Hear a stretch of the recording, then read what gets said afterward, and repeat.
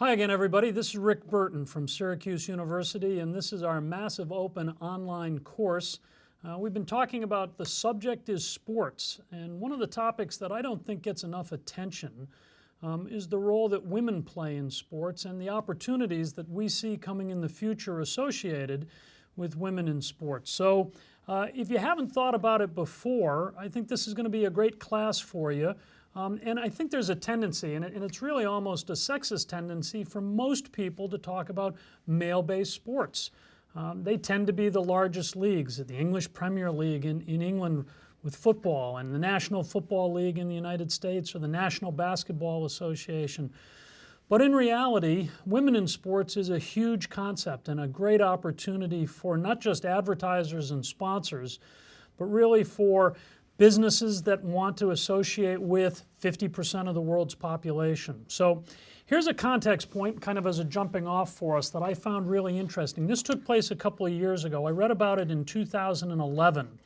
And it was that the IOC, the International Olympic Committee, had actually approved women's ski jumping to be added to the Sochi 2014 Winter Olympics.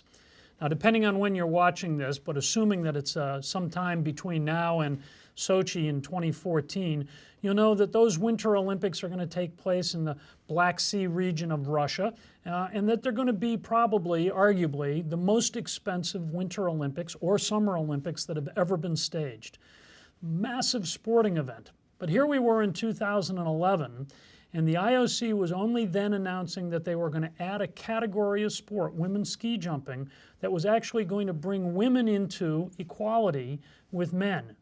And it made me actually want to go back and look at really what's been happening with women's sports over the course of not just the last 100 years, but really the last 3,000 years. So let's go back in time, what I call before the beginning.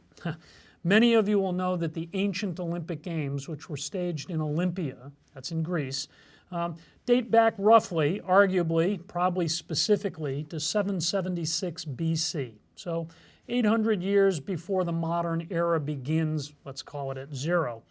And back then at 776 BC, women were not allowed into the stadium, let alone to compete.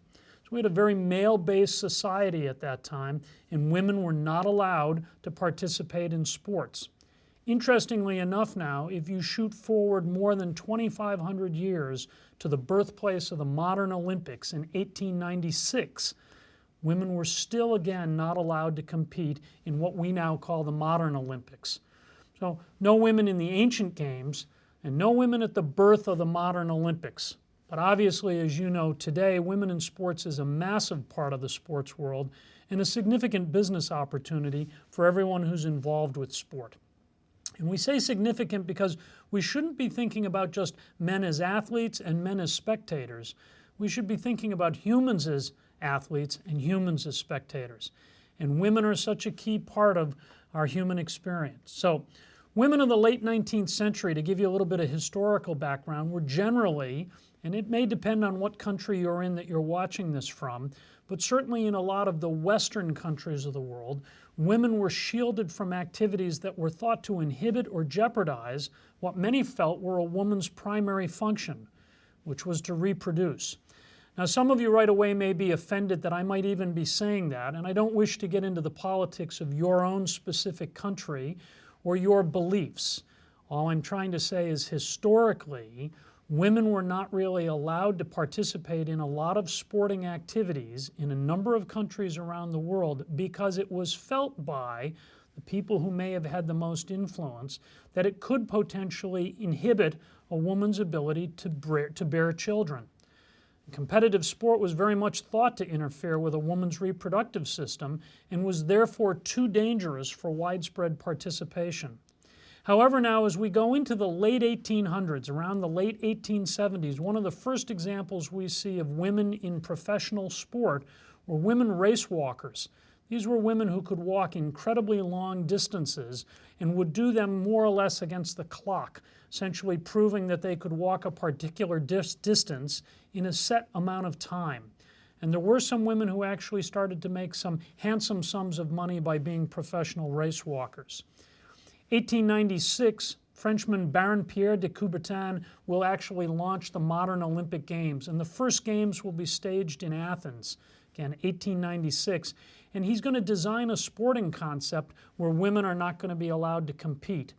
This is kind of interesting because he was probably of a Victorian era where everything was being focused on the male. The males were allowed to become part of religion. Women weren't. Males were allowed to go to war. Women weren't in general. And men were allowed to participate in sport and women weren't. However, and this is a really interesting piece of history, for the staging of the men's marathon in 1896, two female runners reportedly created their own history by actually taking part in the marathon in two different ways. A woman named Melpomene actually is believed to have run the entire marathon course before the Games took place. And another woman, Stamata Ravithi, ran the marathon to Athens course during and really after the official race. So let me read to you a piece here. This will come up on the screen. It's just easier for me to kind of make sure that we get our historical accuracy right. When the Olympics were revived in 1896, we talked about the fact women were excluded from this. Ravithi became the first woman to run a marathon when she covered the proposed course from Marathon to Athens. The following month, a woman named Melpomene presented herself as an entrant in the race. Organizers of the Olympic marathon denied her the opportunity to compete. Undiscouraged, she warmed up out of sight, and when the starter's gun sounded, she began to run alongside the course. Eventually, she fell in behind the men, but as she continued on, she passed runners who dropped out of the race in exhaustion. She arrived at the stadium about an hour and a half after the winner won the race, and she was barred from entering the now empty stadium. So she ran the final lap around the outside of the building, finishing in approximately 4.5 hours. One Greek newspaper of the day, this is in 1896, wrote that the Olympic organizers were discourteous to disallow Melpomene's entry into the race. But nonetheless, and this wasn't in the newspaper that day, it would be nearly a century before another woman would be allowed to run the Olympic marathon, and that would be in 1984 in Los Angeles. So, coming back now to de Coubertin and the creation of the modern Olympic Games, de Coubertin actually suffered a kind of a family illness, so he wasn't as involved with the 1900 Games in Paris. And at those games, women were now finally allowed to compete in two particular sports, tennis and golf, although golf was classified as an unofficial demonstration sport. But here's an interesting piece of trivia that almost no one knows about, and this is a really small piece. Britain's Charlotte Cooper won the first gold medal event in tennis. However, we have a German historian has suggested that a woman named Countess de Portalis actually crewed on the men's yacht Larina, and based on the time the event finished, was technically the first woman ever to win a gold medal and to have it issued, and that was in the 1900 Olympic Games in Paris. De Coubertin came back in 1904 and actually was involved, and not surprisingly, because of his beliefs about women in sport, women were again not allowed to participate in the 1904 Olympics. But they started returning again in 1908, and by the year 2012, the London Games that just took place 104 years later, for those of you who might be familiar with the American team, there were more female athletes entered in the Olympic Games than there were men. American female athletes actually won more medals in the 2012 London Olympics than their U.S. male counterparts. So we know that much has been made about de Coubertin holding women out of the Olympic Games, but I think it's valuable for you to perhaps understand where he was coming from. Again, you won't agree with his politics perhaps, but I think it's important to know. You'll see a quote on the screen and it says, and these are de Coubertin's words, "The question of admitting women to the Olympic Games is not settled. It could not be settled negatively just because that was how it was resolved in antiquity, nor could it be resolved positively simply because female competitors were accepted in swimming and tennis in 1908 and 1912. But we," and here he's speaking about himself and some of the men that he surrounded himself with, "but we are not afraid to give our support to the negative side. We consider that the Olympic Games should be reserved only for men." Now, this is de Coubertin writing in 1912, which for many of you would realize is only 101 years ago. So interesting that This is where we were not that long ago. De Coubertin's reasoning included, and this is from the same 1912 Olympic Review, can one grant women access to all Olympic competitions? In de Coubertin's mind, and I'm now away from his quote, he didn't think that it could be done.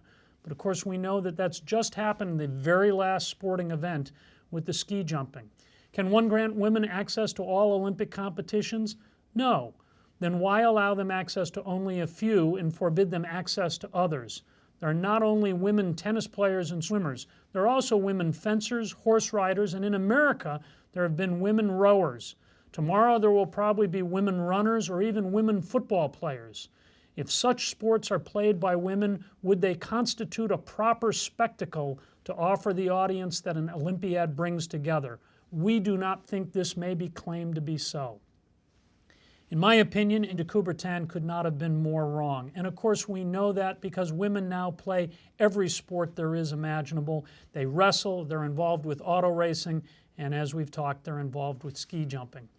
So let's then talk about the use of female athletes as heroes, because this is a huge part of really what's been going on. We know that a lot of people buy products because they see other people like themselves buying it. And we know that women have been used as athletic endorsers for a number of years. The first that we know of is Babe Didrikson, who was a tennis player, a golfer, a basketball player, and a track and field athlete, who in the late 1930s actually signed a number of deals and was the first woman ever featured on the famed Wheaties cereal box. North American advertiser use of female athletes has increased dramatically since 1972 with the creation of the federal omnibus that's known as Title IX. You may not be familiar with Title IX depending on where you live or how old you are, but Title IX is a federal act by the United States government that talks about if there is funding, there has to be equal funding and equal opportunity for men and women in federally supported activities. In universities and schools at the American level are actually areas where there needs to be equal opportunity for women in sports. And therefore, since 1998, when America hosted the FIFA Women's World Cup, and given that it was then 26 years after the advent of Title IX, we know that more and more female athletes have been featured in advertising and have been really prominent as spokespeople. Soccer players Mia Hamm and Shamik Holdsclaw, Shamik was a basketball player, actually did advertising for Gatorade. Soccer player Brandi Chastain worked for Powerbar. Stacey Dragila for Visa. Cheryl Swoops, Dawn Staley, and Marion Jones for Nike. Venus Williams for Reebok. And Anna Kournikova for Lycos, Charles Schwab, and many others. Today, athletes that you may be familiar with could include auto racer Danica Patrick, who's done all kinds of advertising for GoDaddy, frequently seen on the Super Bowl, downhill skier Lindsey Vonn for Visa, and Russian tennis stars like Maria Sharapova and even still Anna Kournikova are highly evident in how they are featured in advertising. And one of the reasons for that is that effective sports marketing in a lot of cases depends on creating a matchup between the image of the celebrity and the image of the product.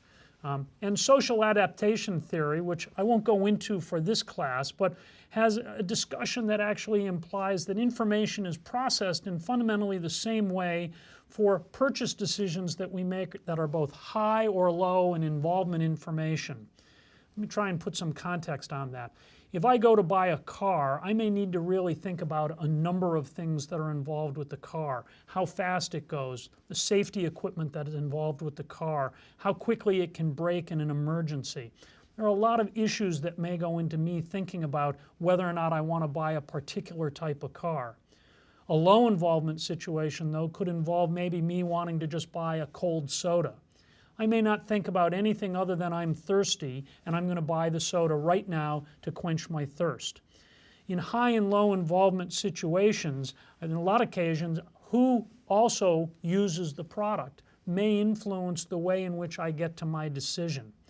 And therefore, it's not surprising that we see more and more female athletes being used to feature products because there are so many women and so many men who are inspired by these female athletes. I hope you've enjoyed today's MOOC. It's just been kind of a quick overview on women in sports, but I think it should give you some new ways to think about how we see equality in sport and the opportunities that may exist going forward. You know, in the segment that we were just finishing, I was talking about women in sports, but particularly focused on women participating in sports.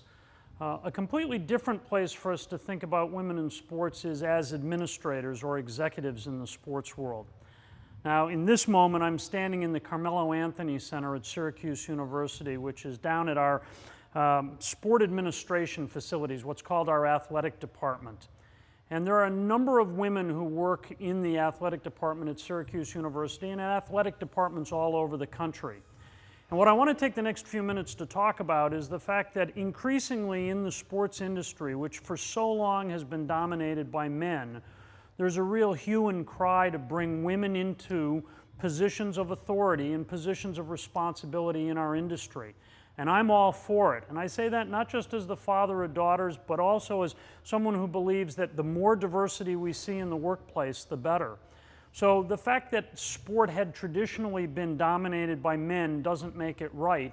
And the opportunity to have women serve as chief marketing officers or as commissioners of leagues or to be in charge of sponsorship or to be in charge of operations are really a wonderful opportunity for us to explore in terms of how you think about, if you're a female, the opportunities that may exist out there for you. Now, not all countries are the same, and it's easy enough for me to say that America, because of Title IX, which has really put an emphasis on gender equality, has made it possible for a lot of women to consider careers in the sports industry. It's not the same everywhere else in the world, so what I'm talking about may not have yet come to your country, depending on where you're watching this from. But I can promise you this. Going forward in the future, we will see more and more women as the heads of sport organizations, and they will be the owners of teams, they will be the general managers, they will be in charge of running everything. And I think that that's great because it allows us to see sport as an evolving entity that has opportunity for all. And in particular, for the women who are watching this, I want you to know that most organizations right now, at least in the United States, but I think also in Australia and the United Kingdom, in a lot of parts of the world, are saying, we want to find qualified, talented women, and we want to give them an opportunity. We want to bring them into our organization. Now, what are they looking for in those situations? Well, it's probably no different from what they've looked for in the past from men. They're looking for people that are bright, articulate, intelligent, but they also want people who are competitive, people who are honest, people who are really going to get after it. And they want people who know the industry. So it's never going to be just enough to be a male or a female or to be black or white or to be from Asia. You're going to have to be a little bit more than just who you were born. You're going to have to be someone who actually brings a great deal of knowledge and enthusiasm and commitment, because the sports world is a high-profile area. And we have a joke here in the United States that NFL stands for not for long if you're not able to actually bring kind of that commitment to the game. And because of the high-profile nature of sport, a lot of people sometimes think that it's all fun and games. It's a very cutthroat business. And so for the women who are watching this who are thinking about going into the industry, it's a huge time commitment. But I can promise you this, the opportunities are going to be there, and I sincerely hope that if you're a woman watching this, you'll really consider the sport industry as being a place where there's a possible job for you in the future. I'm going to end it here, but let me say thanks for watching this segment. I'm Rick Burton, the David B. Falk Professor of Sport Management at Syracuse University, and as always, it's been great kind of being connected with you as part of this massive open online course. Look forward to seeing you in the next segment, and we'll talk to you then.